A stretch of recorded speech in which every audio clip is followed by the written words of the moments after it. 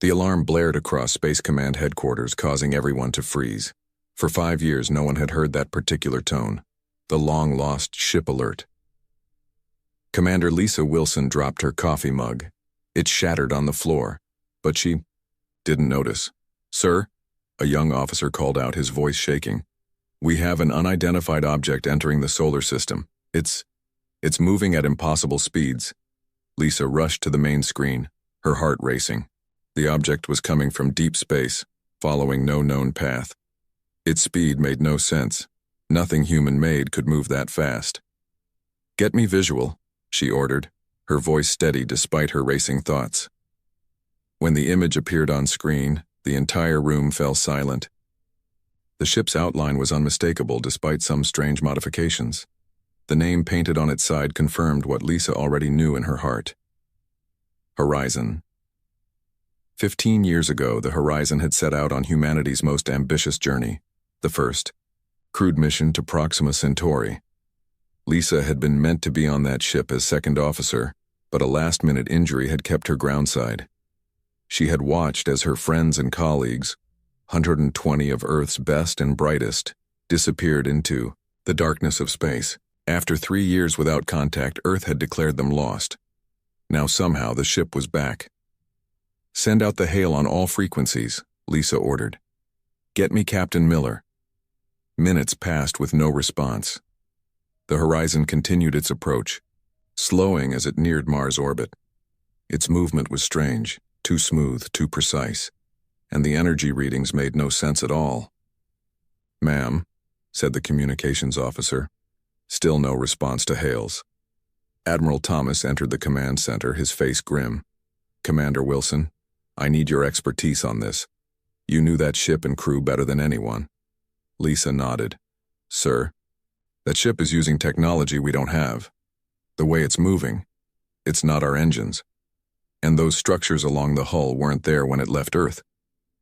The Admiral studied the screen. "Could it be aliens using our ship as cover?" "Possible. But why return to Earth? Why not just come openly?" Lisa shook her head. "We need to get on board." "Agreed. I'm putting you in charge of the boarding team. Take whatever you need." 6 hours later, Lisa sat in full space gear aboard an interceptor ship. With her were 8 Special Forces soldiers and 2 engineers. As they approached the Horizon, Lisa could see the changes up close. Strange metal formations wrapped around the original hull like vines, pulsing with soft blue light. The main engines were gone, replaced by something that looked more like crystal than metal. "This doesn't look human-made," whispered Jones, one of the engineers. "Stay focused," Lisa replied. "We don't know what we're walking into." Docking proved easier than expected. The Horizon's airlock opened for them without command, as if expecting visitors. The team entered with weapons ready, moving in practiced formation through the familiar yet changed corridors. The inside of the ship was eerily silent. Where there should have been the hum of engines and life support, there was nothing but a faint musical tone at the edge of hearing. The lighting was different too, softer, coming from the walls themselves rather than fixtures. "Life signs?" Lisa asked through her helmet comm. "One reading, ma'am. Forward section near the bridge," replied Garcia, checking his scanner. They moved carefully toward the bridge, passing empty crew quarters and workstations. Everything was neat, as if the crew had just stepped away for a moment. But a fine layer of dust covered everything, telling a different story. When they reached the bridge, the door slid open silently. Inside, a single figure sat in the captain's chair, back to them, looking out at the stars through the main viewport. "Hands where we can see them," ordered the team leader, raising his weapon. Slowly, the chair turned. The man sitting there wore a standard Earth Fleet uniform, though it seemed newer than it should be after 15 years in space. He appeared to be in his mid-40s with dark hair going gray at the temples. His face broke into a tired smile when he saw Lisa. "Commander Wilson," he said quietly. "I knew they'd send you." Lisa's breath caught in her throat. "Marcus?" Chief Engineer Davis. Marcus Davis nodded. "It's good to see a familiar face." "Where is everyone else? Where's Captain Miller?" Lisa demanded, stepping forward. Marcus's smile faded. "Gone. All gone. I'm the only one left. The team swept the rest of the ship, confirming Marcus's claim. The horizon was empty of all other crew members. Even stranger was the condition of Marcus himself. He looked exactly as Lisa remembered him. 15 years had passed on Earth, but Marcus Davis didn't seem to have aged more than a few months. Back at Space Command, Marcus sat in an isolation room, sipping water while doctors ran tests. Through the observation window, Lisa watched with Admiral Thomas at her side. "His physical condition is perfect," said the chief medical officer. "Too perfect, actually. His cellular age matches his chronological age from when the ship left Earth. It's as if time barely passed for him." "What about the ship?" asked the Admiral. The chief engineer stepped forward with a tablet. "Sir, we can't make sense of half the systems on board. The original engines are gone, replaced by something else. There's technology there that violates what we understand about physics, the power source alone. It's generating energy in ways we can't explain." Lisa turned to the Admiral. "He's asking to speak with me." Admiral Thomas nodded slowly. "Find out what happened out there, Commander. Where are the rest of the crew? And, most importantly, what did they bring back with them?" Lisa entered the isolation room and sat across from Marcus. Up close, she could see that while his body might not have aged, his eyes told a different story. They were older, haunted. "You look good, Lisa," Marcus said. "Made commander, I see." 15 years is a long time," she replied. "What happened out there, Marcus? Where is everyone?" Marcus set down his water cup, his hands perfectly steady. "You wouldn't believe me if I told you?" "Try me." He leaned forward. "From our perspective, we've only been gone about 6 months. That's impossible. Even at near light speeds." "We went beyond light speed," Marcus interrupted. "Way beyond. We found something out there, Lisa. Something that changed everything." His eyes gleamed with an intensity that made Lisa uncomfortable. "What did you find?" Marcus smiled, but it didn't reach his eyes. "We weren't the first to reach Proxima Centauri.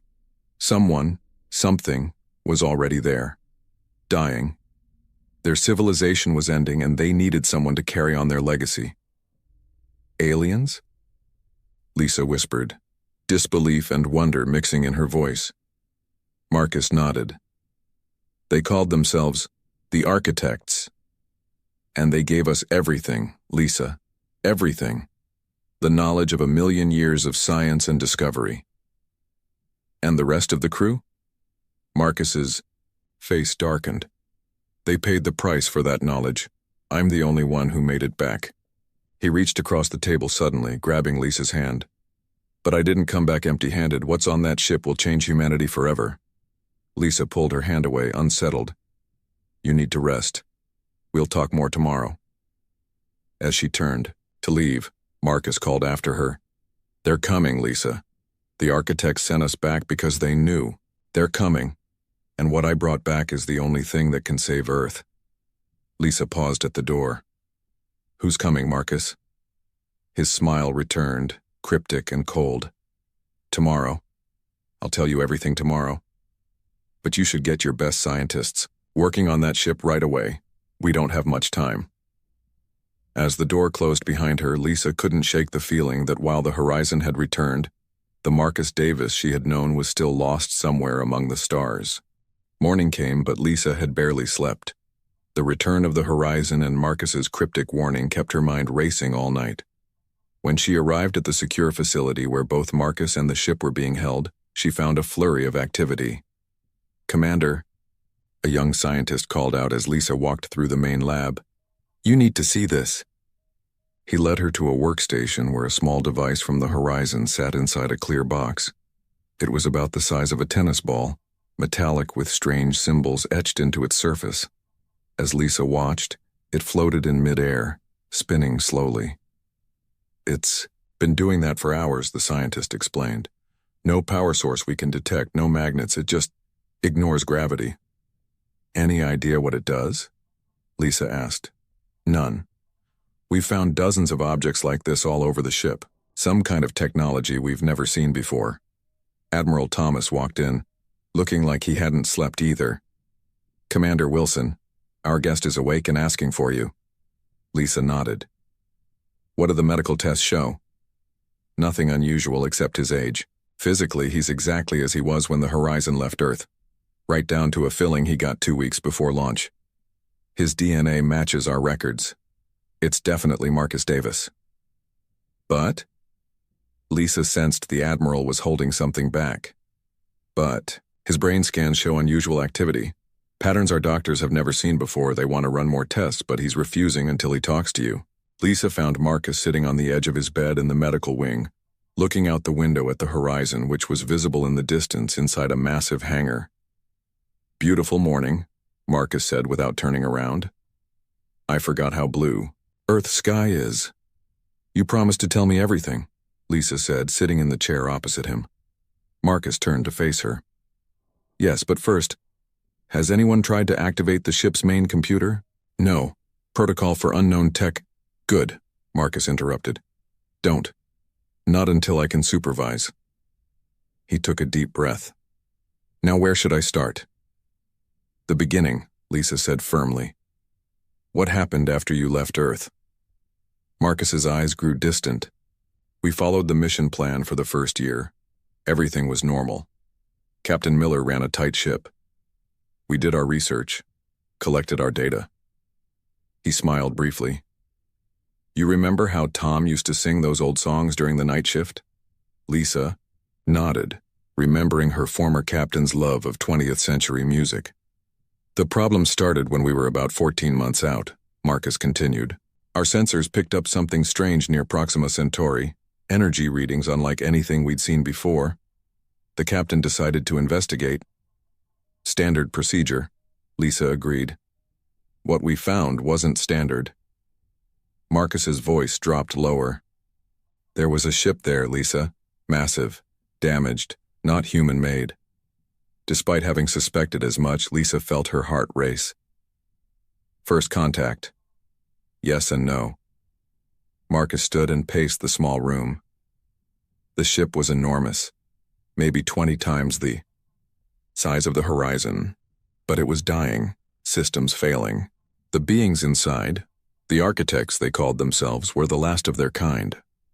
"What did they look like?" Marcus shook his head. "We never saw them directly. They communicated through the ship's systems, voices, images in our minds.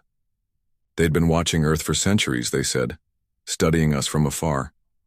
Why didn't they make contact before? They were hiding." Marcus's eyes darkened. "Running from something they called the Harvesters, an ancient race that destroys advanced civilizations and takes their technology." Lisa frowned. "Why tell us this? Why choose the Horizon?" "Because they were dying, and they needed someone to carry on their knowledge." Marcus sat back down. "They said humans reminded them of themselves, curious, adaptable, stubborn. They believed we might succeed where they had failed, so they gave you their technology. They did more than that." Marcus leaned forward. "They rebuilt the Horizon from the inside out, changed its systems, its engines, taught us how they worked." "And the crew agreed to this?" Lisa asked skeptically. "Not at first. Captain Miller was cautious, worried it might be a trap. But when the architects showed us what their technology could do..." Marcus trailed off, his eyes bright with remembered wonder. "Imagine being able to fold space, Lisa. To travel between stars in days instead of decades. To create energy from the fabric of space-time itself. If this technology is so advanced, why did it take 15 years for you to return?" Marcus's expression changed, becoming guarded. "That's complicated. Time works differently near their technology. For us, only about 6 months passed." Lisa studied him carefully. "And the rest of the crew? What happened to them?" Pain flashed across Marcus's face. "The integration process. Not everyone's body could handle it." "Handle what?" Before Marcus could answer, an alarm blared. Admiral Thomas burst into the room. "We have a situation," he said tersely. "The ship, it's doing something." They rushed to the observation deck overlooking the hangar. Below them, the horizon pulsed with blue light, the strange vine-like structures around its hull glowing brighter by the second. It started 5 minutes ago, a scientist explained. Energy readings are off the charts. Did someone touch it? Try to access the systems, Marcus demanded. No, we followed protocol. Marcus closed his eyes briefly. It's starting the next phase. Next phase of what? Lisa asked sharply. Before Marcus could answer, one of the scientists monitoring the ship cried out. On his screen, complex symbols appeared, scrolling too fast to read. The ship's computer just came online by itself, the scientist said. I think it's talking to our systems. Shut everything down, Admiral Thomas ordered. Isolate all networks. Too late, Marcus said quietly. It's already done. The screens throughout the facility flickered, then displayed the same strange symbols. One by one, they resolved into English letters forming words. Integration process initiated. Host systems compatible. Beginning knowledge transfer. What is this? Lisa demanded, turning to Marcus. What's it doing? Exactly what the architects programmed it to do, Marcus replied calmly, sharing their knowledge with humanity. On every screen in the facility, images began to appear. Blueprints for impossible machines, formulas that defied known physics, star charts of regions no human had ever mapped. My God, whispered Admiral Thomas. Is this the architects' legacy? Marcus said. Everything they knew, everything they were. One of the scientists studying the data looked up in shock. This can't be right. According to these formulas, you could generate unlimited energy by... I don't even have words for this concept. The architects had a different understanding of physics than we do, Marcus explained. They found pathways we never imagined. Lisa studied Marcus's face. He seemed too calm, too prepared. You knew this would happen. Of course. He smiled slightly. It's why I'm here, to guide you through it. And what about your warning yesterday? Lisa pressed. You said they're coming. Who? The smile faded from Marcus's face. The harvesters, the same ones who wiped out the architects. Are you saying these harvesters are coming to Earth? Admiral Thomas demanded. Yes. Marcus turned to face them fully. The architects knew the harvesters would detect the technology they gave us. That's why they included weapons and defenses in the package. You're telling us you brought an alien war to our doorstep? Lisa's voice rose in anger. No, Lisa. Marcus's expression was solemn. The war was already coming. The architects just gave us a fighting chance. The room fell silent as the implications sank in. On the screens around them, the knowledge of an ancient alien civilization continued to unfold, beautiful and terrible all at once. How long do we have? Admiral Thomas finally asked. Marcus looked at the nearest screen, where a star chart was displaying. Based on the architect's projections, 6 months, maybe less. Lisa stepped closer to Marcus. There's more you're not telling us. What really happened to the crew, Marcus? Why are you the only one who came back? Marcus's eyes met hers, and for a moment Lisa saw something ancient and unfamiliar looking back at her. Because I was the only one who completed the full integration. Integration with what? Lisa whispered, though part of her already knew the answer. Marcus smiled sadly. With them, Lisa. The architects needed a vessel, a way to guide humanity through what's coming. He tapped his temple. They're here, inside me. The last of their kind, guiding the first of ours into the stars. 3 weeks passed since the horizon returned. Earth's top scientists worked day and night to understand the alien technology. Military leaders from around the world gathered in secret meetings. The public still knew nothing about the ship's return or what it brought back. Lisa stood in the main research lab watching as teams studied parts taken from the horizon. Despite their best efforts, progress was slow. The technology was too advanced, operating on principles that contradicted Earth's understanding of physics. Any luck with the power core? She asked Dr. Reed, the lead scientist. The older man shook his head. We can measure its output, but we have no idea how it works. It creates energy from nothing. He looked tired and frustrated. We need more time. Time is something we don't have, Lisa reminded him. According to Marcus, the harvesters could arrive in less than 6 months. Dr. Reed sighed. Commander, I'm not sure we should trust everything Marcus says. Why not? Have you seen him lately? The way he talks moves. He's changing. Lisa had noticed it too. Each day Marcus seemed less like the man she once knew. His speech patterns had altered. He used strange words and concepts. Sometimes he stared at nothing, as if seeing things no one else could. Keep working, she told Dr. Reed. I'll talk to him. Lisa found Marcus in a room set aside for him near the lab. He sat cross-legged on the floor, eyes closed, fingers moving in complex patterns. Strange symbols drawn with marker covered the walls. The same alien script from the ship's computer. Marcus? She called. His eyes opened slowly. For a moment they seemed to glow with a faint blue light, but it might have been a trick of the lighting. Lisa, he said, his voice oddly formal. You are concerned. The scientists say they're struggling to understand the technology. Marcus stood in one fluid motion. They approach it wrong. They try to fit it into their existing framework. He walked to one of the walls and traced a symbol. The architects saw reality differently. Energy, matter, space, time, all connected, all malleable. Can you help them understand? I try, he said. But the human mind has limitations. Lisa frowned at his choice of words. The human mind? You're human too, Marcus. He turned to her with a strange smile. Am I?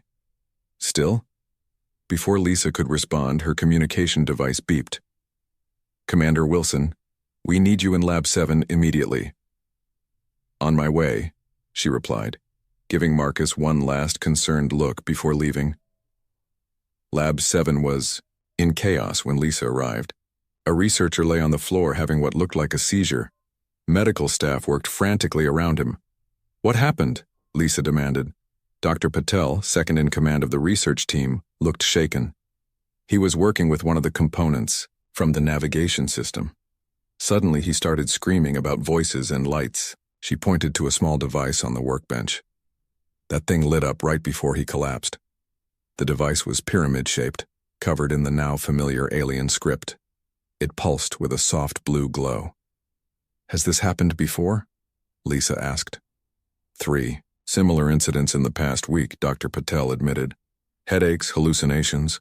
One researcher said she could suddenly understand the alien language, but when we tested her, she couldn't actually translate anything.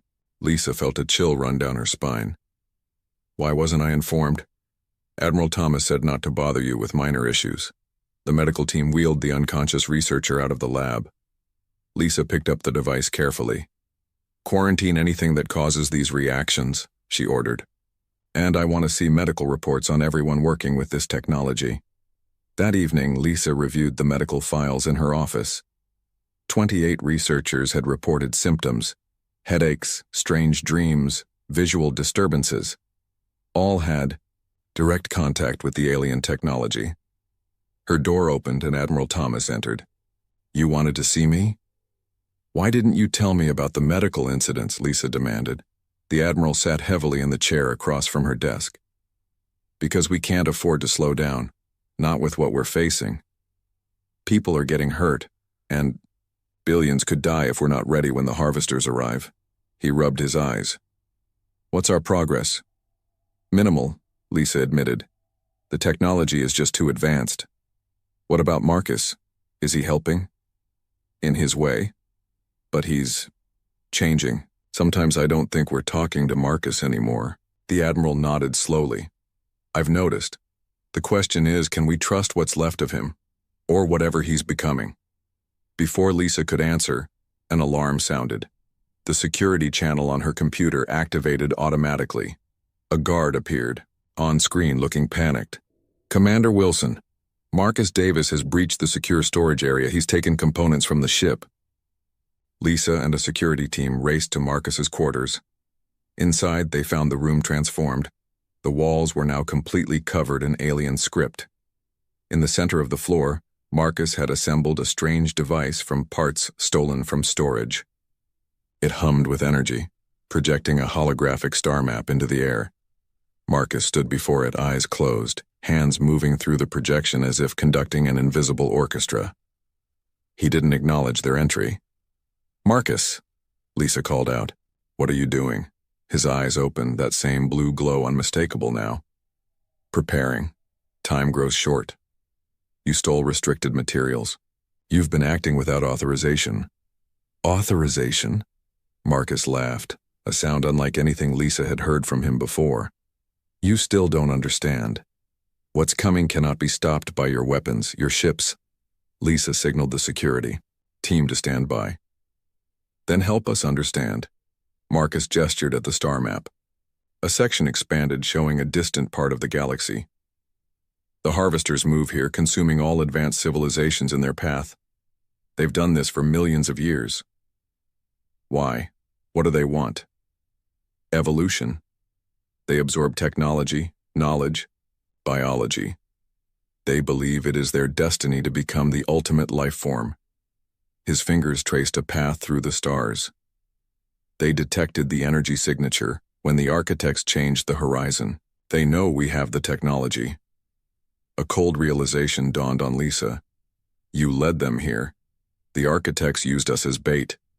"No," Marcus said sharply. "As a weapon. The architects tried to fight alone and failed. Humans are different, adaptable, unpredictable." He touched the device at his feet, and the hologram changed to show ship designs. The architects left templates for weapons, shields, ships. With them, humanity might succeed where they failed. "And that justifies hijacking your mind? Taking over your body?" Lisa challenged. Marcus's expression softened, and for a moment he looked more like his old self. "They didn't take, Lisa. I accepted. The crew, not all of them did." Pain crossed his face. Some fought the integration. Their minds couldn't handle it. So they died. Their bodies did. Their knowledge, memories. The architects preserved what they could. One of the security officers stepped forward. "Commander, we've detected an energy transmission coming from this room. He's sending data to someone." Lisa's eyes widened. "Marcus, what have you done?" "What was necessary?" He pointed to the star map where a new light had appeared, moving rapidly. "The test is beginning." "What test?" The facility shook suddenly as if struck by an earthquake. Emergency lights activated. "Sir," one of the guards called out, pressing his earpiece. "Space Command reports an unknown object entering Earth orbit. It's massive." Marcus looked at Lisa, his expression both sad and determined. "The first scout? Earlier than expected." He turned back to the holographic display. "Now we see if humanity is ready to receive the architect's gift." Lisa grabbed his arm. "You brought them here deliberately?" "Not I," Marcus said quietly. "The architects, they knew the harvesters would follow their technology. This was always their plan." The room shook again, harder this time. On Marcus's display, the object in Earth orbit grew larger, its shape becoming clearer, a massive ship like nothing humans had ever built. "What happens now?" Lisa whispered. Marcus's eyes glowed brighter. "Now, Commander Wilson, we fight. Or we die." Chaos erupted across Earth as the massive alien vessel entered orbit.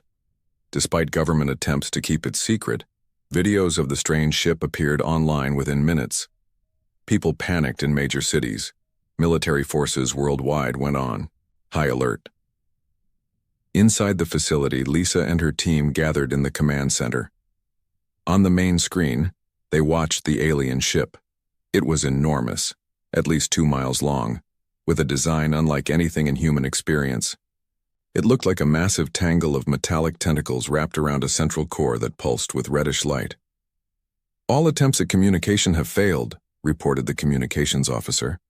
"It's not responding on any frequency." Admiral Thomas studied the tactical display. "What are our options?" The weapons officer looked grim.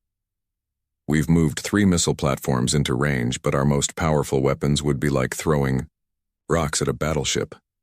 The harvesters don't communicate with lesser species, Marcus said from the doorway. 2 guards flanked him, weapons ready. They only take. Admiral Thomas turned to him. You're confined to quarters. How did you get here? Your guards found it difficult to stop me. Marcus walked to the center of the room, ignoring the weapons aimed at him. The architects left tools to fight them, but you've been too slow to understand. You should have told us everything from the beginning, Lisa said angrily. Would you have believed me? Marcus asked. Would you have accepted what needed to be done? Before she could answer, the main screen flickered. The image of the alien ship was replaced by something else. A face, if it could be called that. It had no clear features, just a shifting mass of what looked like red-black liquid metal with points of light moving beneath the surface. They're broadcasting, the communications officer said, sounding surprised. A voice filled the room, deep and strangely flat, speaking perfect English. We are the harvesters. We have detected forbidden technology on your world. Surrender it and all knowledge associated with it. Failure to comply will result in your extinction. The room fell silent. Admiral Thomas stepped forward. This is Admiral Thomas of Earth. Defense. We mean no hostility. The technology you refer to came to us recently. We had no prior knowledge of... Irrelevant, the voice interrupted. The architects have attempted to use your species as a weapon against us. This cannot be permitted. You will surrender the technology and the vessel designated Horizon within 6 Earth hours, or we will begin planetary sterilization. The transmission ended abruptly. The image returned to the alien ship in orbit. Planetary sterilization, someone whispered. They're talking about wiping out all life on Earth. Admiral Thomas turned to Marcus. You knew this would happen. You led them here. No, Marcus replied calmly. The architects knew they would come eventually. They chose to give us a chance to fight back. Fight back? Lisa exclaimed. You heard them. They'll destroy the planet. Only if we surrender. Marcus walked to a computer terminal and placed his hand on it. The screen immediately filled with alien script that quickly translated to English. The architects faced this choice too. They chose to run. For 1,000,000 years they ran, watching the harvesters destroy world after world. And what happened to them in the end? Lisa asked. They died anyway. Marcus looked up, his eyes glowing blue. But they learned something important in their final days. The harvesters can be beaten. Admiral Thomas leaned over the terminal. How? Their technology is advanced but not perfect. They're vulnerable to specific energy frequencies. Marcus's fingers danced across the keyboard, bringing up complex diagrams. The architects hid these weaknesses in the Horizon systems. Can we exploit them in 6 hours? Lisa asked. No, Marcus admitted, but we don't need to. We just need to show them we can. 3 hours later, Lisa stood on the bridge of the Horizon with Marcus and a small crew of Earth's best pilots and engineers. The ship hummed with power, systems online, that no human fully understood. Are you sure this will work? Lisa asked as she watched Marcus activate controls that hadn't existed when the ship left Earth 15 years ago. No, he replied honestly, but it's our best chance. He turned to face her fully. The architects believe in humanity's potential. That's why they chose your ship, your people. And why they took over your mind, Marcus shook his head. Not took over, joined with. I'm still here, Lisa. I remember climbing trees as a child in Colorado. I remember the day we met at the academy. I remember watching you get injured before the Horizon launched. He touched her arm gently. But I also carry their memories now. Their knowledge. Their hope. A technician called out from a nearby station. Energy readings from the harvester ship are spiking. They might be preparing weapons. Marcus turned back to the controls. Time to show them what we've learned. He pressed his palms against a glowing panel. The entire ship vibrated as systems activated throughout its structure. Outside, the strange vine-like growths that covered the hull began to pulse with blue light. "What are you doing?" Lisa asked. "Activating the Architect's defense system. Watch." On the view screen, they could see the harvester ship. As the Horizon's systems came fully online, a beam of blue-white energy shot forth, striking the massive alien vessel. It wasn't a conventional weapon. Where the beam touched, the harvester ship seemed to ripple and distort, as if reality itself was becoming unstable. "What is that?" Admiral Thomas asked over the communication link. "Space-time manipulation," Marcus explained. "The Architect's most advanced technology. It doesn't destroy matter. It shifts it partially out of phase with our universe." The harvester ship retaliated, firing red energy beams toward Earth. Before they could reach the atmosphere, the Horizon generated a field of blue light that intercepted the attack, absorbing it harmlessly. "Impossible," whispered one of the engineers. "No shield could do that." "Not a shield as you understand it," Marcus said. "More like a localized alteration of physical laws." The harvester ship fired again, this time directly at the Horizon. The small Earth ship shuddered under the impact but remained intact. "They're scanning us," reported a technician, "trying to analyze our systems." Marcus smiled. "Good. Let them, see?" The attack suddenly stopped. On the view screen, the harvester ship began to move away from Earth, accelerating rapidly. "They're retreating," Lisa said in disbelief. "Not retreating," Marcus corrected her, reporting back. His expression turned grim. "This was just a scout.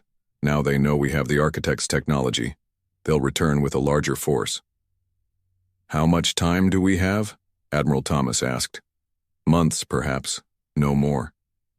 Lisa watched as the alien ship vanished into the darkness of space. "Can we win?" "That depends on what we do now." Marcus turned to face the bridge crew. "The Architects chose humanity because you adapt quickly, because you fight fiercely when threatened, because you work together when faced with extinction." He gestured toward the controls. "I can teach you how to use this ship, how to build more like it. The Architects left blueprints for weapons, shields, FTL drives, everything you need to stand against what's coming." "And what happens to you?" Lisa asked quietly. "To what's left of Marcus Davis." His eyes met hers, glowing faintly blue but still recognizably human. "I am both Marcus and more than Marcus now. I will help as long as I can. After that," he shrugged. "The integration process is unpredictable. Eventually this body will fail." Admiral Thomas's voice came over the comm. "Earth's leaders are meeting an emergency session. They want answers about what just happened." "Tell them the truth," Marcus said simply. "Tell them Earth is now part of a war that has raged across the galaxy for 1,000,000 years. And tell them we have a chance to end it." As the Horizon turned back toward Earth, Lisa looked at the stars. For all of human history, they had represented mystery, possibility, dreams. Now they held a very real threat, and perhaps humanity's destiny. "So what happens now?" she asked Marcus. "Now," he said, his voice taking on that strange dual quality that suggested both Marcus and the Architect speaking together, "we prepare for the real battle, the one that will determine whether humanity joins the Architects in extinction or becomes something greater than either of us ever imagined." Vanished Earthship returns, carrying tech that shouldn't exist. Part 5. Humanity's Stand. 3 months passed in a blur of frantic activity. The world's governments, once divided by old rivalries, now worked together with a single purpose: survival. The Horizon became the center of Earth's largest scientific and military effort in history. Lisa stood in the massive new shipyard built in orbit around Earth. Through the viewport, she watched as workers swarmed over the skeletal frame of what would become humanity's first true battleship. 6 more like it were under construction nearby. "Impressive progress," Admiral Thomas said, joining her at the window. 3 months ago, we couldn't even understand how the Horizon's engines worked.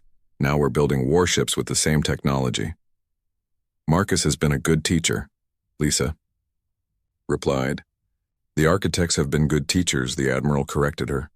How much of Marcus do you think is left in there? Lisa didn't answer immediately. She had spent more time with Marcus than anyone else during these past months. She had watched as he transferred the architect's knowledge to Earth's scientists, teaching them to build impossible machines and weapons that defied conventional physics. With each passing day, he seemed less human, his speech patterns stranger, his movements more fluid, his eyes glowing a permanent soft blue. Enough, she finally said. Enough of him is still there. Their conversation was interrupted by an urgent call. Commander Wilson, Admiral Thomas, you're needed in the command center immediately. The command center was a hive of activity when they arrived. Officers moved between stations with purpose, their faces tense. Report, Admiral Tiao, Thomas ordered. The tactical officer pointed to the main screen. Our deep space sensors just detected multiple objects approaching the solar system. They're using some kind of FTL travel similar to what the horizon demonstrated. The harvesters, Lisa whispered. Yes, ma'am. Based on their current trajectory and speed, they'll reach Earth in approximately 18 hours. How many? We count 7 large vessels, each at least 3 times the size of the scout ship we encountered 3 months ago. Admiral Thomas studied the tactical display.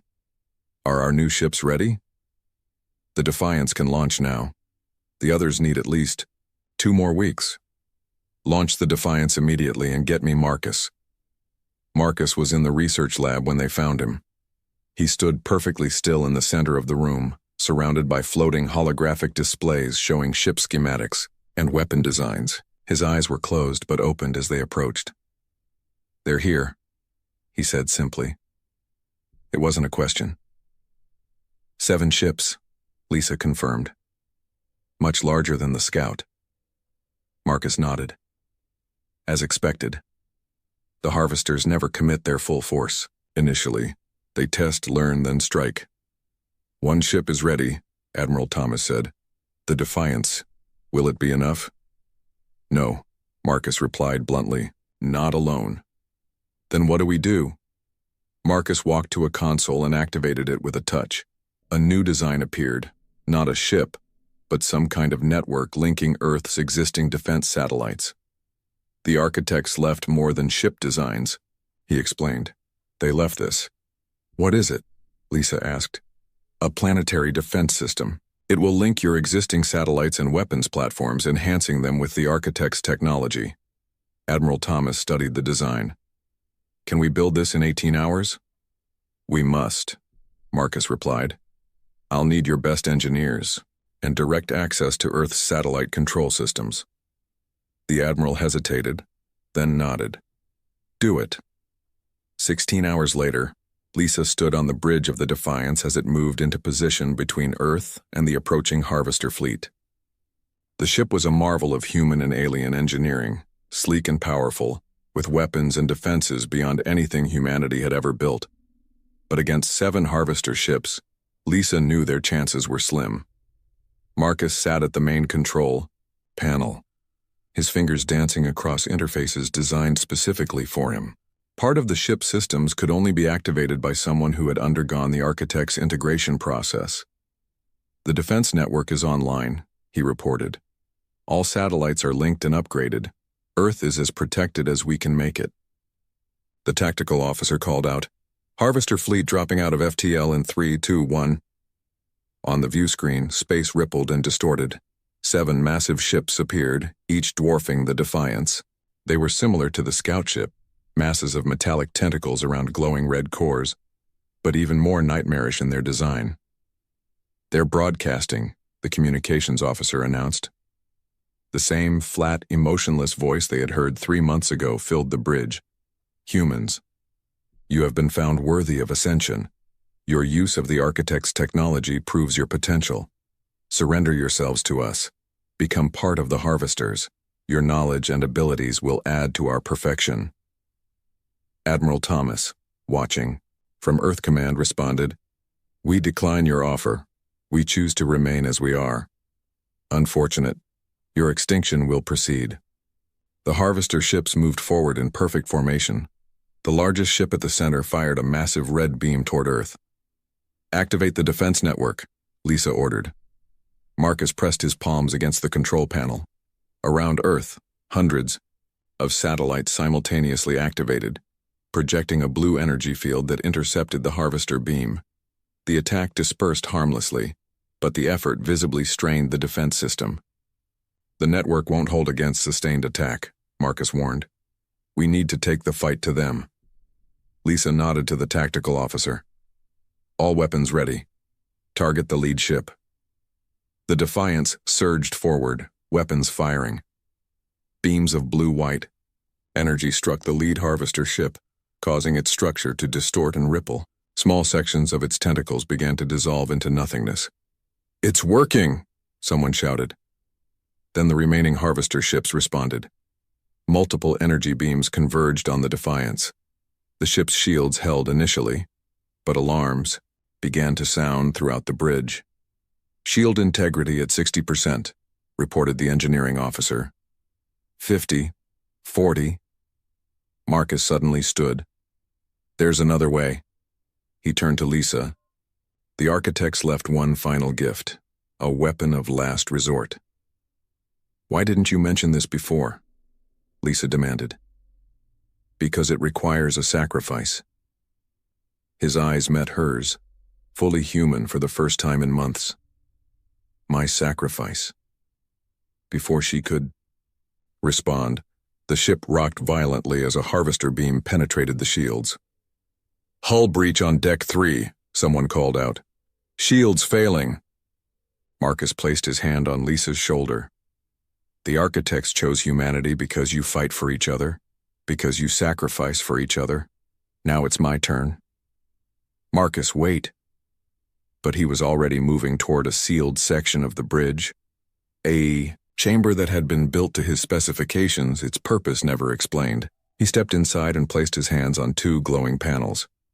"The architect's consciousness carries the frequency key to disrupt the Harvesters permanently," he explained as the chamber sealed around him. "When released all at once, it will create a cascade failure in their ships." "Released? Marcus, what are you doing?" He smiled sadly. "Completing the mission." His body began to glow with blue light. "Tell Earth, be worthy of this second chance." The light around Marcus intensified, until Lisa had to shield her eyes. Energy poured from his body, through the ship's systems and outward in the expanding wave of blue-white light.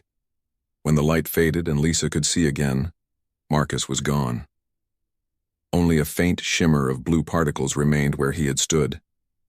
On the view screen, the Harvester ships writhed like wounded creatures. Their metallic tentacles twisted and broke apart. The red glow at their cores flickered and died. One by one, they fell silent and dark. "What just happened?" Admiral Thomas asked over the comm. Lisa stared at the empty chamber where Marcus had stood. He used himself as a weapon, the architect's consciousness inside him. He released it somehow.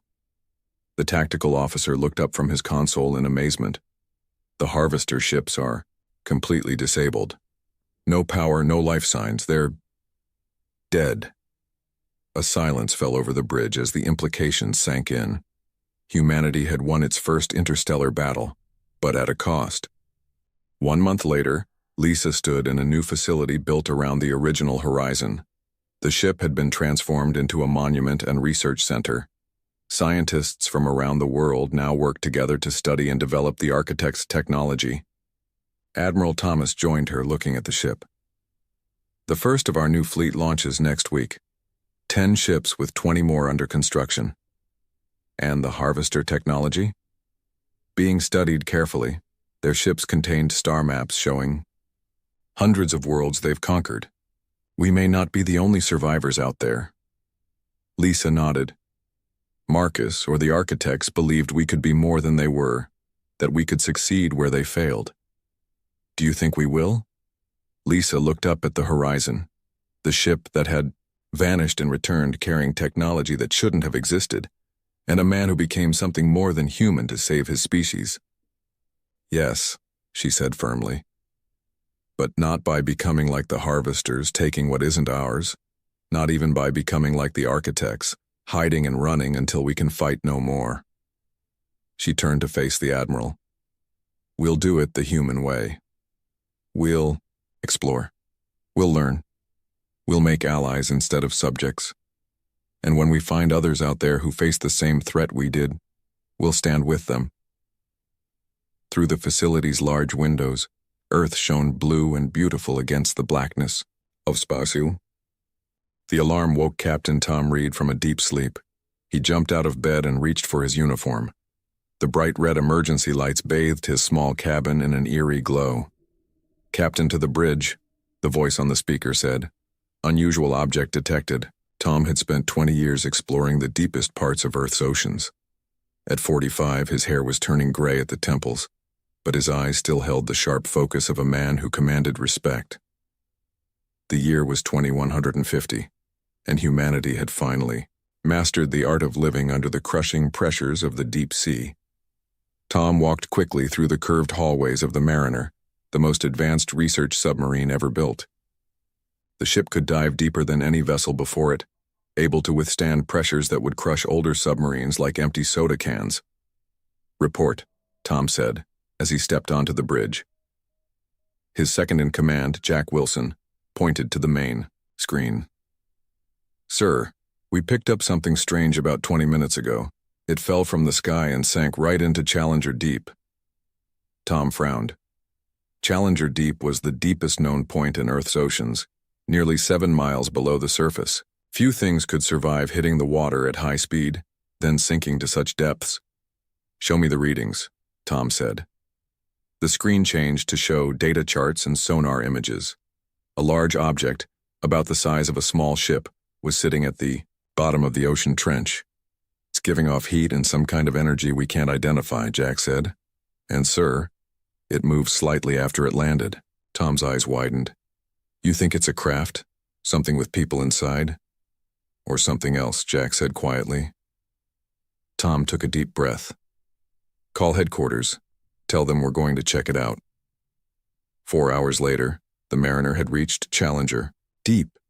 Through the thick glass windows of the submarine, Tom could see nothing but darkness.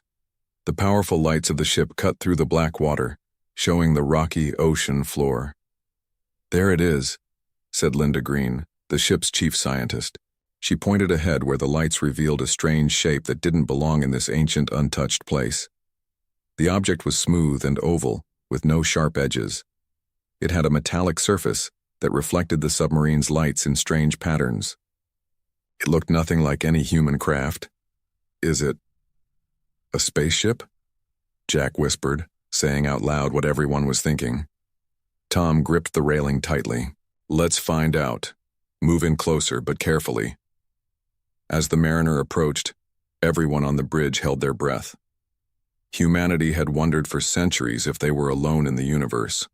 Now, at the bottom of their own ocean, they might finally have their answer.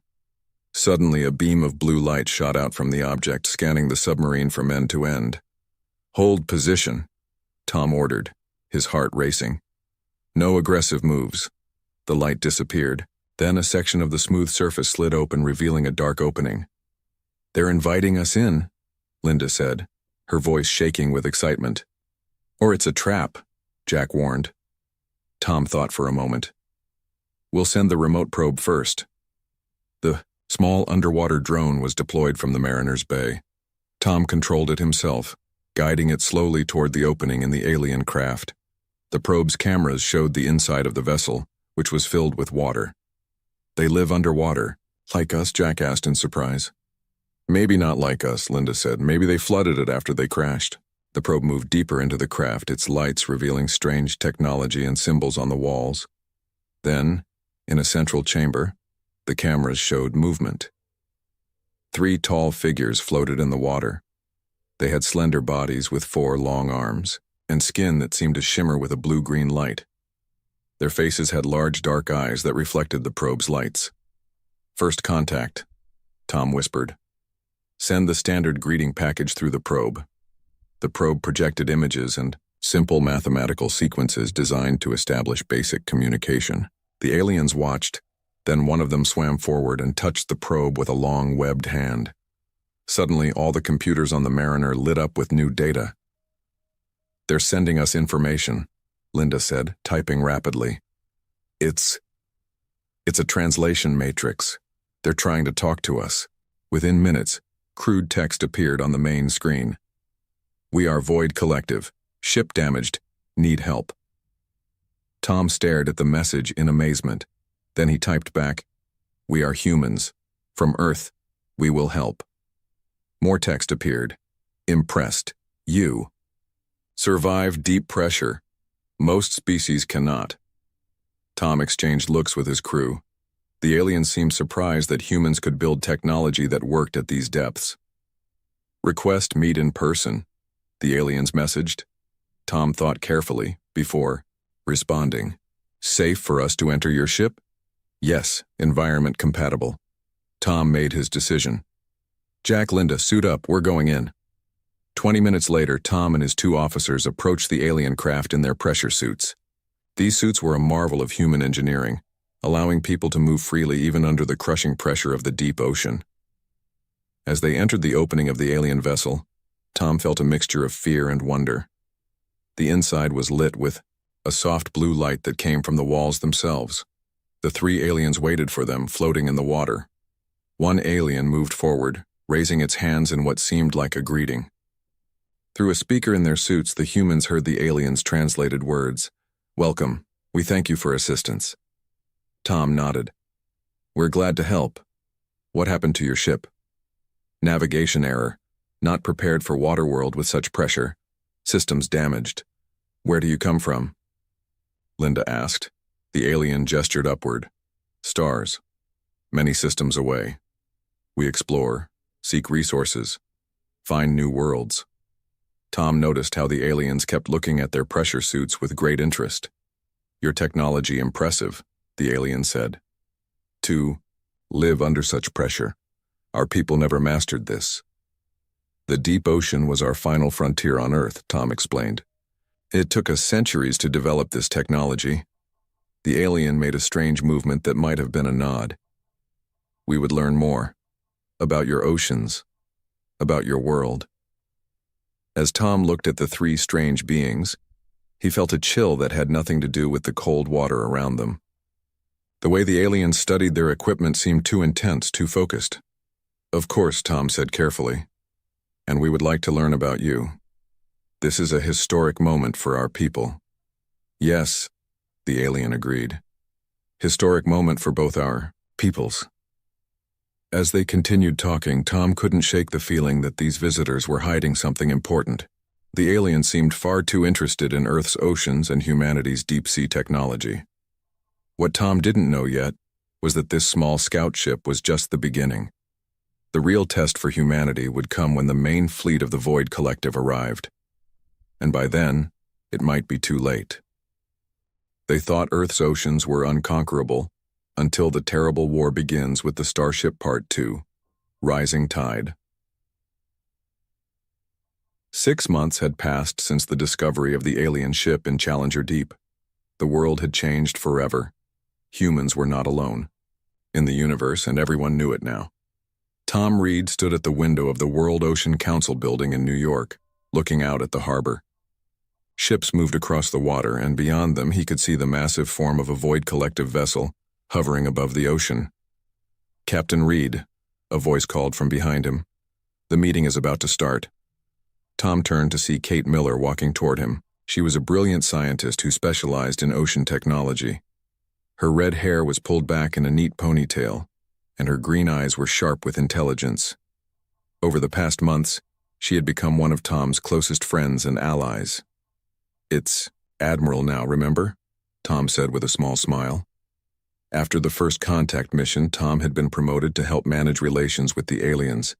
It was a job he had never wanted. "Sorry, old habits," Kate said. "How are you feeling about today's meeting?" Tom frowned. "Something isn't right, Kate.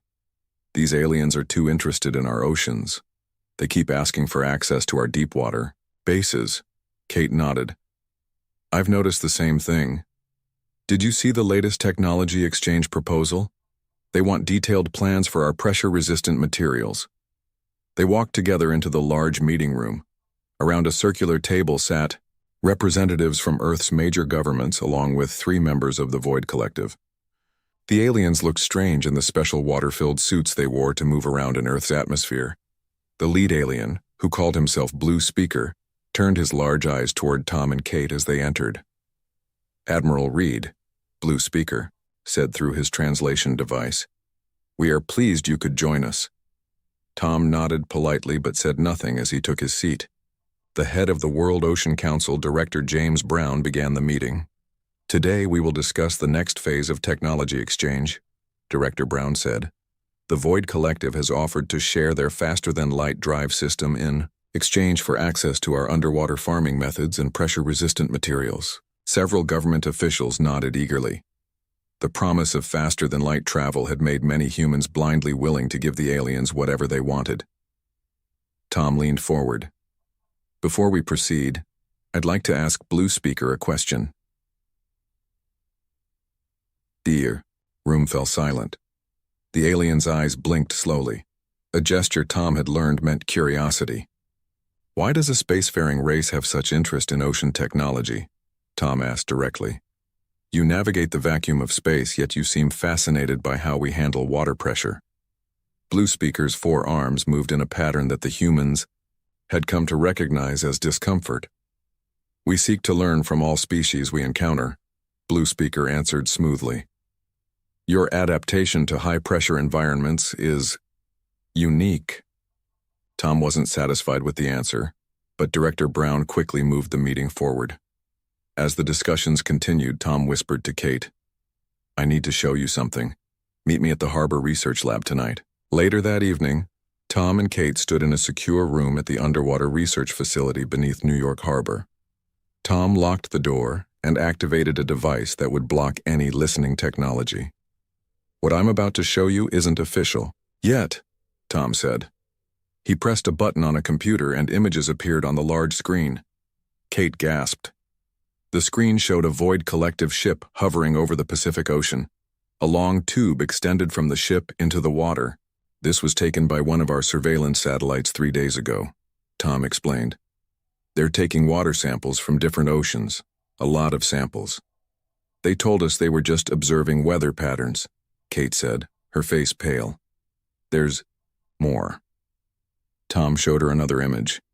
This one was a map of Earth with strange markings over all the major underwater bases and facilities. "I found this in their computer system during a scheduled maintenance check," Tom said. "They're mapping our underwater defenses." Kate sat down heavily in a chair. "What are they planning, Tom?" "I don't know for sure, but I have a theory." Tom pulled up another file. "This is everything we know about their homeworld. It's dying, Kate. Their oceans are drying up, becoming too toxic for life." Kate's eyes widened with understanding. "They want our oceans." Tom nodded grimly. "And they have the technology to take them." As if on cue, an alarm began to blare. Tom's communication device buzzed urgently. He answered it, listening with growing horror to the message. "We need to get to the command center now," he told Kate, his voice tight with tension. They ran through the facility to the central operations room. Screens around the room showed chaos unfolding. A massive ship, unlike any they had seen before, had appeared in Earth's orbit. "What is that?" Kate whispered. One of the officers looked up with fear in his eyes. "The aliens call it the Abyss Walker. It just appeared 30 minutes ago. No warning, no communication." Tom stared at the enormous vessel. It was at least 10 times larger than any of the Void Collective ships they had seen before. Dark and menacing, it seemed to absorb the light around it. "Get me a direct line to Blue Speaker," Tom ordered. But before anyone could act, the screen showed smaller ships leaving the Abyss Walker, heading toward Earth's surface. "They're targeting coastal cities," an officer reported, her voice shaking. "New York, Tokyo, Rio, Sydney." Tom grabbed a microphone. "This is Admiral Reed to all underwater bases. Go to full alert status. This is not a drill. I repeat, this is not a drill." The first explosion hit before he finished speaking. The entire facility shook. Water alarms began to sound as the harbor above them was struck. "What are they doing?" Kate asked, gripping the edge of a console to stay upright. Tom looked at the readings on the main screen, his face grim. "They're using some kind of weapon that can control water itself. They're creating massive waves targeting our coastal defenses first. Outside, the water in New York Harbor rose in an impossible wall, defying gravity and natural laws. Then it crashed down on the city with devastating force. It's begun," Tom said quietly. "The war for Earth's oceans." As they watched the destruction unfold on the screens around them, Tom realized with bitter clarity that the Void Collective had never been interested in peaceful exchange. From the moment that first scout ship had landed in Challenger Deep, they had been planning this attack. Humanity had mastered Earth's oceans, but now they would have to fight for them against an enemy from the stars who wanted to steal the very thing that made their planet special. And Tom knew that the real battle had only just begun.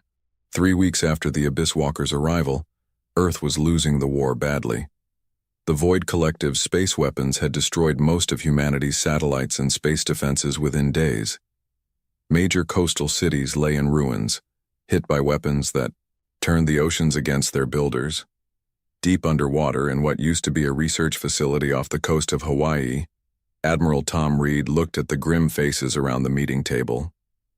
This base, built to withstand the crushing pressure of the deep ocean, was now one of humanity's last command centers.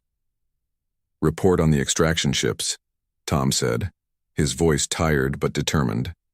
Kate Miller, now the head of Earth's science team, touched a screen. A map appeared showing large red dots in the Pacific, Atlantic, and Indian Oceans. "They've positioned 7 major extraction vessels," she explained. "Each one is literally pulling water from our oceans and storing it in massive tanks. At the current rate, they'll lower sea levels by 1 foot every month." A military officer named General Mike Davis shook his head in disbelief. "How do we fight an enemy with such advanced technology? Our remaining missiles can't even reach their ships in orbit." Tom stood up and walked to a window that looked out into the dark ocean. Fish and other sea creatures swam past, unaware that their world was being stolen. "We need to think differently," Tom said. "We're fighting on their terms right now, in space, in the air, areas where they're stronger. But there's one environment where humans excel and they don't." He turned to face the room, his eyes bright with a new idea. "The deep ocean," Kate said, understanding immediately. "They never mastered high-pressure environments on their homeworld." Tom nodded. "Exactly. Have you noticed something about their attacks? They target coastal areas, shallow waters, but they avoid our deep-water bases." General Davis leaned forward. "You think they can't handle the pressure?" "I'm certain of it," Tom replied. "Kate, show them what you discovered yesterday." Kate pulled up a video on the main screen. It showed an underwater recording of a Void Collective soldier who had been captured during a raid on a shallow underwater base. "Watch what happens when we gradually increase the water pressure," Kate said. In the video, as the pressure gauge climbed higher, the alien began to show signs of distress. At pressure levels that humans could easily withstand with basic equipment, the alien's water suit started to crack. Before the pressure reached half of what the human base could handle, the suit failed completely. "Their technology isn't built for deep pressure," Tom explained. "It's their weakness and our strength." A spark of hope appeared on the faces around the table. "So what's your plan, Admiral?" General Davis asked.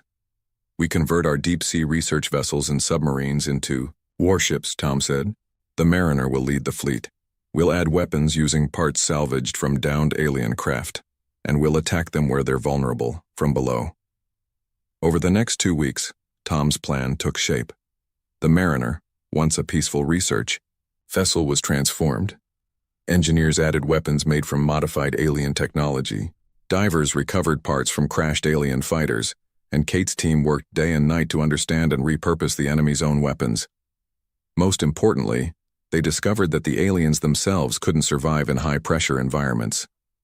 What had been a simple advantage in peacetime had become humanity's greatest weapon in war. One morning, as final preparations were underway, Kate found Tom in his quarters, studying maps of the Pacific Ocean. "The team has something to show you," she said with excitement in her voice. In the main lab, Kate's scientists had built a strange-looking device using parts from alien weapons. We call it the pressure bomb, Kate explained. It creates a field of extremely high pressure, similar to what you'd find 4 miles underwater, but in a targeted area. Against their ships, it should crush their hulls. Against their troops, it will be instantly fatal. Tom studied the weapon with newfound hope. How many can you make? With the materials we have? Maybe 15. But if we can capture more of their tech, we can make more. Tom nodded. It's time to fight back.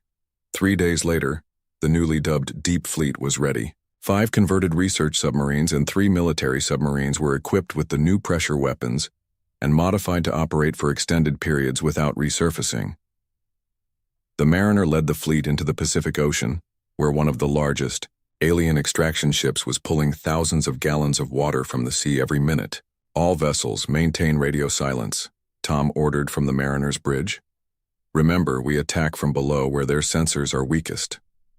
The Deep Fleet moved silently through the dark water, approaching the massive tubes that the alien ship had lowered into the ocean. These tubes, each as wide as a house, were the aliens' vulnerable point, the only part of their ships that had to extend into the pressure of Earth's oceans. Pressure readings on the extraction tube? Tom asked. They're keeping the interior at low pressure, the sensor officer replied. Just as we expected. Tom looked at the faces of his crew, men and women who had trained to explore the oceans, now preparing for the first battle in humanity's fight for survival. Deploy the pressure charges, Tom ordered. From each submarine, divers in advanced pressure suits swam out, carrying the devices Kate had created. They attached them to the massive extraction tubes at strategic points, then quickly returned to their vessels. All charges placed, the operations officer reported. Divers are clear. Tom took a deep breath. Detonate. The ocean seemed to shimmer as the pressure bombs activated. There was no explosion, no fire, just a sudden, intense compression of the water around each device. But the effect on the alien technology was devastating. The extraction tubes crumpled like paper straws, the metal twisting and collapsing under pressures it was never designed to withstand. Warning lights flashed throughout the Mariner as the alien ship above responded to the attack. They're dropping depth charges, the sensor officer shouted. Dive deeper, Tom commanded. Take us down to crush depth. The Mariner plunged deeper into the ocean, where the natural pressure would help protect them from the alien weapons.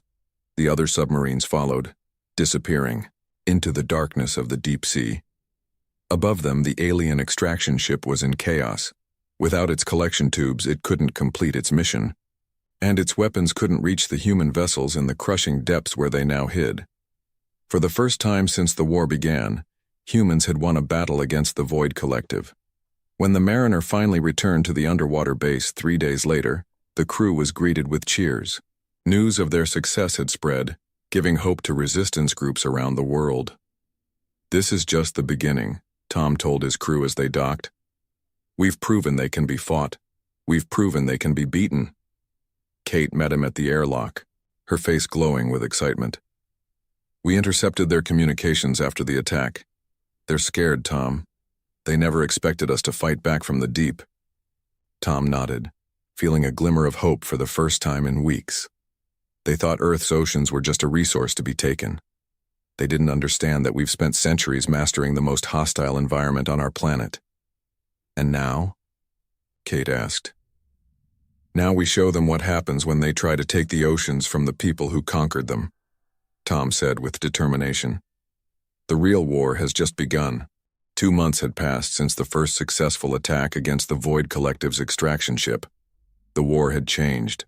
What started as a desperate fight for survival had become a real battle, with victories on both sides. In a hidden underwater base beneath the Atlantic Ocean, Admiral Tom Reed stood before a holographic map of the solar system. Red dots represented alien ships. Blue dots showed human vessels. The war had spread beyond Earth now. The modified Jupiter station reports another successful hit, reported General Davis, pointing to the area near Jupiter's largest moon. 3 alien supply ships destroyed using the pressure weapons. Tom nodded with satisfaction. Earth's remaining space stations had been equipped with the technology Kate Miller had developed. Weapons that created crushing pressure fields, deadly to the Void Collective's ships and soldiers. "And what about the Mars colony?" Tom asked. "Still holding," Davis replied. "The deep tunnels are keeping our people safe. The aliens don't seem comfortable fighting underground either. Another pressure issue." Tom studied the largest red dot on the map. The Abyss Walker, the massive alien flagship. It had moved to the far side of Jupiter, away from Earth's weapons. Intelligence suggested it was surrounded by a protective fleet of smaller ships. "Any word from our scout ships?" Tom asked. "Not yet," Davis said. "They're being careful. If the aliens discover our main fleet's location, we'll lose our advantage." The door to the command room opened, and Kate rushed in, her face showing a mix of excitement and concern. "Tom, we've made a breakthrough," she said, not bothering with formal titles. After months of working closely together, such formalities had disappeared between them. She placed a small device on the table. It looked like a metal cylinder with glowing blue lines running through it. "What is it?" Tom asked. "We're calling it a pressure field generator," Kate explained. "Based on their own technology but modified. It can create a bubble of extreme pressure around itself, about the same as you'd find 3 miles underwater." Tom picked up the device, examining it carefully. "Portable?" Kate nodded. "And small enough to be carried by one person? We've tested it against captured alien materials. It crushes everything. How many can we make?" "That's the problem," Kate said, her excitement fading. "We need a special element from their technology. We've used up our entire supply from the captured ships. We need more." Tom looked back at the holographic map, his eyes focusing on the Abyss Walker. "Then we'll have to get more." 2 days later, Tom stood in the hangar bay of the underwater base watching as a special team prepared for a mission unlike any they had attempted before. 20 of Earth's best deep-sea divers and soldiers were checking their equipment. "This is a volunteer mission," Tom reminded them, "the most dangerous we've attempted so far." The team leader, Commander Bill Foster, nodded. "We all understand the risks, Admiral. But if Dr. Miller is right about what's on that ship, it's worth it." Their plan was bold. Perhaps too bold. They would use Earth's newest vessel, the Oceanic, a submarine that had been modified with alien technology to travel through space. It could withstand the pressure of the deep ocean and the vacuum of space equally well. The Oceanic would travel to Jupiter, where the Abyss Walker was hiding. Under the cover of a meteor shower that would mask their approach, they would attach to the alien flagship and infiltrate it. "Remember," Tom said to the team, "your primary objective is to gather the materials Dr. Miller needs. Your secondary objective is to learn whatever you can about their plans." As they prepared to board the Oceanic, Kate approached Tom. "I should be going with them," she said quietly. Tom shook his head. "We can't risk losing you. You're the only one who fully understands this technology." "But I could identify the right materials faster than anyone," Kate argued. "Which is why you've spent the last week training Foster's team," Tom replied firmly. "They know what to look for." Kate looked like she wanted to argue more, but instead, she handed Tom a small device. "This is a prototype pressure shield. It might help them if they encounter resistance." Tom took the device and gave it to Commander Foster. Then he addressed the team one last time. "Good luck. The future of Earth depends on your success." 4 days later, Tom paced nervously in the command center. The Oceanic had reached Jupiter space but had gone silent as planned to avoid detection. They wouldn't know if the mission succeeded until the ship returned or didn't. "Admiral," a communications officer called out suddenly. "We're receiving a transmission. It's weak, but it's using our encryption." Tom rushed to the console. "Put it through." Commander Foster's voice came through, broken and static-filled. "Mission partially successful. Have the materials. But discovered terrible plan. Ship damaged. Miller. They took Miller." Tom's blood ran cold. "What about Miller? Say again." Dr. Miller was captured. Foster's voice came through more clearly now. She insisted on coming aboard at the last minute, stowed away, helped us find the materials faster, but alarm was triggered. She told us to leave, sacrificed herself. Tom gripped the edge of the console, his knuckles white. Kate had disobeyed his direct order and snuck aboard the mission. "What about the plan you discovered?" Tom asked, his voice tight with emotion. "They're not just taking our water," Foster replied. "They plan to transport Earth's entire oceans to their homeworld. They've built a massive portal near Saturn. Once activated, it will pull all of Earth's water through to their planet. It would kill everything on Earth." The command center fell silent as the implications sank in. "And Dr. Miller?" Tom asked, dreading the answer. "They took her alive. They seemed interested in her knowledge." Tom closed his eyes briefly, then straightened his shoulders. "Get back here as fast as you can. We need those materials." After ending the transmission, Tom turned to General Davis. "Prepare the fleet, all of it." Davis looked concerned. "Sir, we were saving some ships in reserve." "There's no point in holding anything back now," Tom interrupted. "If they activate that portal, we're all dead anyway, and I won't leave Kate in their hands." Over the next week, Earth's remaining forces prepared for an all-out assault. The materials brought back by Foster's team allowed Kate's research group to create hundreds of new pressure weapons. The Oceanic had also brought back detailed scans of the Abyss Walker. Tom studied them carefully, looking for weaknesses, for a way in. "Their security will be tighter now," General Davis warned during a planning session. "They'll know we can infiltrate their ships." "Yes," Tom agreed, "but they still have the same fundamental weakness. They can't handle pressure, and now we have a new weapon they won't expect." Tom pointed to a specific area on the alien flagship's blueprints. "This is their research section where they're likely holding Kate. And this," he pointed to another, "area is their command center. If we hit both, we can rescue Kate and cripple their leadership in one move." General Davis looked skeptical. "That's the most heavily defended part of the ship." "Yes," Tom said with determination, "which is why they won't expect us to target it directly." Tom's plan was taking shape, a daring, perhaps foolish assault on the heart of the alien fleet, but he knew they were running out of time. If the Void Collective activated their portal, Earth was doomed, and somewhere on that massive alien ship, Kate Miller was a prisoner, possibly being forced to help the very enemy trying to destroy her world. "We attack in 3 days," Tom decided. "It's time to take the war to them." The day of the final battle had arrived.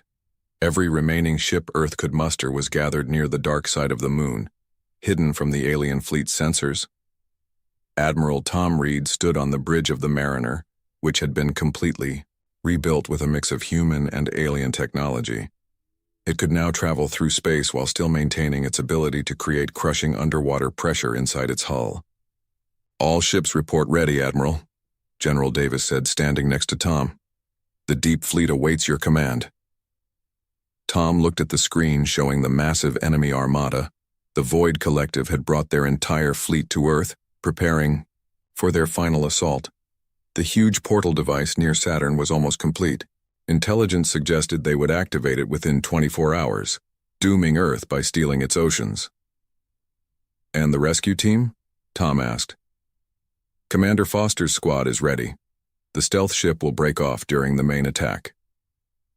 Tom nodded, his face grim but determined. "Begin Operation Undertow." Across the fleet, engines fired to life. 117 ships, all that remained of Earth's combined space forces, moved from behind the moon toward the waiting alien armada. At the center of the human fleet, the Mariner led the charge. On the main alien flagship, the Abyss Walker, Kate Miller struggled against her restraints in a laboratory filled with strange equipment. For 3 days, the aliens had questioned her about Earth's pressure technology. They had been especially interested in the pressure field generators she had designed. The alien scientist named Blue Speaker entered the room, his forearms carrying various instruments. "Your fleet approaches," he told Kate. "A foolish last attempt to stop us." Kate said nothing, but her heart raced with hope. Tom was coming. Blue speaker moved closer. "We have studied your pressure weapons. Impressive, but it will not save your world. Soon, the portal will activate, and your oceans will flow to our world." "Why?" Kate finally asked. "Why take our oceans when there are uninhabited water worlds in the galaxy?" Blue speaker's large eyes blinked slowly. "Because yours has life. Life that has adapted to pressure, to depths. Life that will help restore our dying seas." Kate realized, with horror, that they weren't just stealing Earth's water. They wanted Earth's marine life too. Every fish, whale, even the microscopic organisms that made the oceans thrive. An alarm suddenly blared throughout the ship. The battle had begun. In space, Earth's fleet engaged the alien ships. But unlike previous battles, the human vessels didn't just fire weapons from a distance. They closed in, getting dangerously close to the alien ships. When they were nearly touching, they activated their new weapons, pressure field generators, adapted to work in space. The effect was devastating. Alien ships crumpled inward as if crushed by giant hands. The Void Collective, so used to the emptiness of space, had never developed defenses against intense pressure. What had protected them in space, hulls designed to keep pressure out, now worked against them when pressure was applied from outside. On the Mariner, Tom watched the battle unfold. "Status of the stealth ship?" "They've broken off from the main fleet," an officer reported, approaching the Abyss Walker from below. Tom nodded. "And the portal device?" "Our forces are engaging the ships protecting it, but we haven't been able to get close enough to destroy it yet." Tom studied the tactical display. The battle was fierce, with losses on both sides. But the human fleet was fighting with desperate courage, knowing this was their last chance. "Sir," the communications officer called out, "we're receiving a transmission from inside the Abyss Walker. It's on Dr. Miller's emergency frequency." Tom rushed to the console. "Put it through." Kate's voice came through, weak but clear.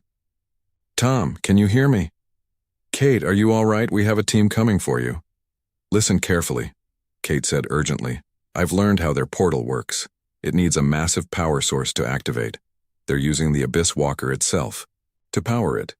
If you can disable the ship's main reactor, you can stop the portal." Tom looked at the tactical display again. The Abyss Walker was heavily defended, surrounded by a wall of alien ships. "We can't get close enough to the flagship yet," Tom replied. "They've surrounded it too well." There was a pause before Kate spoke again. "Then I'll have to do it from inside. I've managed to get free from the lab. I think I can reach their reactor control room." "Kate, no, wait for the rescue team." But the transmission had already ended. Tom slammed his fist on the console in frustration. "All ships," he ordered. "Focus fire on the Abyss Walker's defensive line. We need to break through now." Aboard the Abyss Walker, Kate moved carefully through the alien corridors. The ship was in chaos, with alarms blaring and aliens rushing to battle stations. She had memorized the ship's layout from the data Foster's team had stolen. The reactor control room was just ahead, guarded by 2 alien soldiers. Kate clutched the small device she had managed to hide during her captivity, a miniature pressure field generator she had been working on before her capture. She activated it, aiming carefully. The focused pressure field hit the guards, crushing their protective suits. They collapsed without a sound. Inside the control room, Kate worked quickly. The alien technology was strange, but after days of being forced to study their systems, she understood enough to know what to target. Outside, the space battle reached its peak. Earth ships were taking heavy losses, but they had created a gap in the defensive line around the flagship. Tom ordered the Mariner to push through. "All weapons target their main engines," Tom commanded. The Mariner fired everything it had at the Abyss Walker's massive engines.